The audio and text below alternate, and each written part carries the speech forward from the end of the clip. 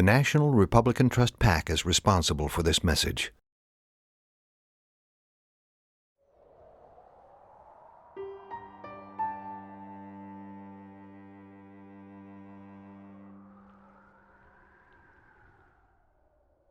In 2008, the country was at a breaking point. Americans were being told that the current leadership had failed, leaving the nation vulnerable and economically distressed.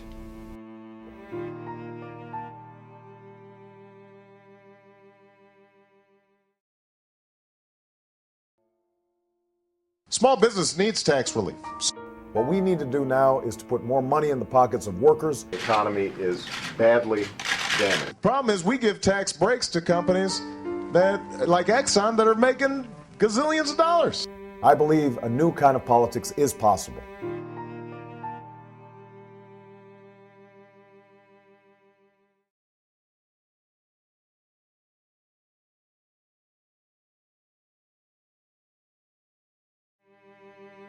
But less than a year into Obama's presidency, many Americans began to feel betrayed. Americans were under assault from the establishment, and they didn't know where to turn. They began to project their desire for unity, looking for signs there were others like them, others who felt the same despair about the direction their nation was headed.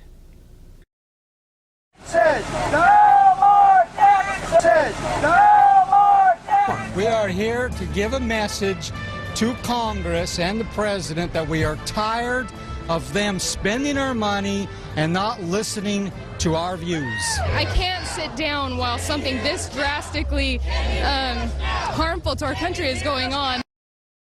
And as if to validate the very need for a citizens' revolt, the establishment responded by alienating, undermining, and attacking their own voters. We call it astroturf. It's not really a grassroots movement. It's astroturf by some of the wealthy. The very one who promised change embraced the establishment. You see folks waving tea bags around. Was he guilty of miscommunication or intentional deception? Hi, I'm Bishop E.W. Jackson. In January 1776, Peter Muhlenberg stood before his congregation and said, "I am a clergyman, but I hold my freedom as dear as any man." Over 200 years later, I stand before you as a clergyman, and I believe that our freedom is threatened. Please consider carefully what you are about to see. The ill-defined change he promised sounded treacherous to an increasing number of wary Americans. Was he guilty of miscommunication or intentional deception? Many believe that Obama cleverly disguised his real agenda behind a facade of platitudes and positioning himself as an outside the establishment reformer. If so, it was a porous facade. Even during the campaign, he revealed schemes that had been discredited thoroughly in other parts of the world. Your new tax plan is going to tax me more, isn't it? And I think when you spread the wealth around, it's good for everybody. The phrase "spread the wealth around" may seem harmless to some. To others, it was a clear invitation to adopt the destructive ideology of leftist revolutionaries. Among the public and from the media, it should have ignited debate over Obama's intentions, like whose wealth is to be spread around, and who would be the beneficiaries of the money Obama planned to confiscate. It wasn't the only time Obama displayed tendencies that some labeled socialist. A public radio interview in 2001 features in-depth details about his regard for the U.S. Constitution. Generally, the Constitution is a charter of negative liberties, says what the states can't do to you, says what the federal government can't do to you, but it doesn't say what the federal government or the state government must do on your behalf. These sentiments should have been revealed and widely panned by the mainstream media, which in turn should have demanded that Obama explain how exactly he intended to govern outside the bounds of the Constitution, but no such scrutiny was forthcoming. Obama was allowed to ride a bad economy that he continually derided in the most exaggerated terms, always blaming George W. Bush and capitalism, all the way to the most powerful position on earth. Contributing factors included a fluke of the housing bubble caused by government management of sectors in the home mortgage industry that spawned the financial crisis. In other words, it was the progressive policies of the liberal Democrats, the very ideas that Obama supported and embraced, that caused the crisis that put him in power. We need a strong, world-class regulatory agency to oversee the prudential operations of the GSEs. But in 2005, Fed Chairman Alan Greenspan added his voice on Fannie and Freddie, quote, enabling these institutions to increase in size, and they will once the crisis in their judgment passes. We are placing the total financial system of the future at a substantial risk.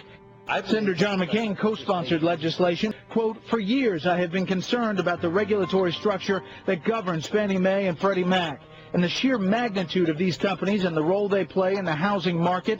The GSEs need to be reformed without delay.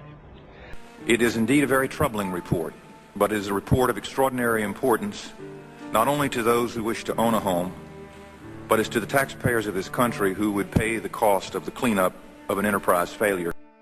Fannie Mae and Freddie Mac, the two government-run entities at the core of the financial crisis, had been abused by the Clinton administration as political instruments. They transferred large amounts of wealth to other Democrats, like Franklin Raines, former Clinton budget director, and Jamie Gorelick, former Clinton Assistant Attorney General. They received millions of dollars in ill-gotten bonuses, while elected officials ignored their oversight responsibilities. Through nearly a dozen hearings where, frankly, we were trying to fix something that wasn't broke. Mr. Chairman, we do not have a crisis at Freddie Mac, and in particular at Fannie Mae, under the outstanding leadership of Mr. Frank Raines. And when some spoke up about it, they were attacked. Speaking personally, I think there are a lot of very rich people out there whom we can tax. You seem to be saying, well, these are in areas which could raise safety and soundness problems. I don't see anything in your report that raises safety and soundness problems, but I have seen nothing in here that suggests that the safety and soundness are at issue, and I think it serves us badly to raise safety and soundness as a kind of a general shibboleth when it does not seem to me to be an issue. The notion that a government agency, rather than a private lending institution, can better decide who is eligible for a home mortgage is a very progressive idea. And in the case of Fannie Mae and Freddie Mac, it led to widespread government corruption and the worst economic crisis since the Great Depression. But once elected president, instead of reforming the progressive policies that had brought disaster on the U.S. economy, Obama began expanding them. He used government loans to trouble corporations like General Motors and Chrysler as levers of control over enormous segments of the private economy. But he continued to deny the obvious. So today, the president unveils sweeping changes, and they do come with strings attached as a condition for receiving more aid. And that's going to mean a set of sacrifices from all parties involved. Management, labor, shareholders, creditors, suppliers, dealers. Everybody's going to have to come to the table. You never want a serious crisis to go to waste. The collapse of Fannie and Freddie, which caused the entire home mortgage industry crisis, was the direct result of the government trying to run private industry. This had been widely forecast and loudly decried as a dangerous precedent and a threat to the free market economy. One of the dangers of government influence and control over private resources and assets is the potential for a slide into a spoil system, where assets taken over by the government are then reallocated to the political supporters of the regime in charge. This not only presents a drastic conflict of interest for Obama, Majority Leader Reid, and Speaker Pelosi, but puts them in the position of selecting the winners and the losers in what used to be the free market. Such was the case with IndyMac Bank. The National Republican Trust PAC is responsible for this message.